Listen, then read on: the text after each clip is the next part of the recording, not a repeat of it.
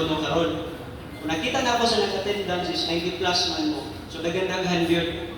Kunya nagkakay salamat kay ang uban nga nanggikan mo sa inyong panimalay kay para mo tambong iimik. Kay kani siya na discussion is very usable kayo sa inyong isip mga trabahante. Dili lang katong mga security officers, dili ka mga tenants.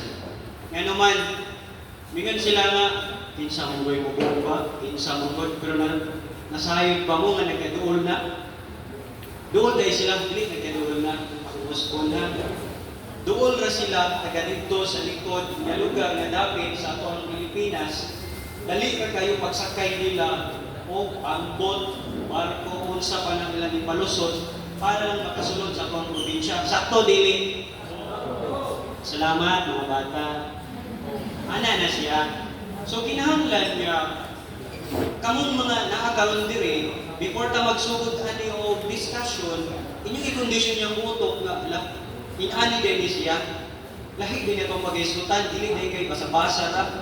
Nya, mamalihog punta ko nga as much as possible, nga, mag-picture ba mo diha, or inyong isulat, i-jot down ninyo yung mga wala masabting ang mga words, kay later on, mudawat namin mga questions, dili lang taka ng buhay nga istorya mo, isahan, pag gumana. Ha? Kay para, kung namoy mga question, sir, ma'am, saan na mo, sir, ginanimon, sir, naman ay nakabutang after sa presentation, question. So, diha, mangutana mo.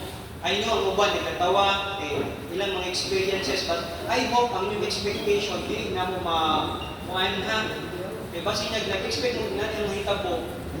But to tell you, dapat sharp mind ka o niya kinobservan sa itong So, before Ana, na po yung presentation, ipakita sa inyo ha.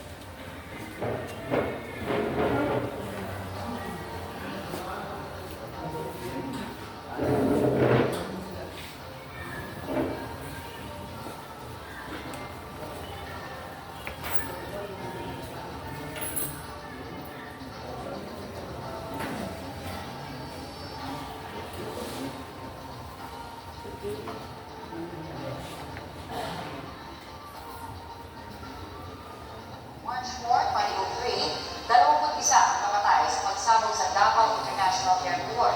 Wala pang isang buwan ang nakalipas, 16 naman ang patay at 55 ang sugatan sa pagsabog sa passenger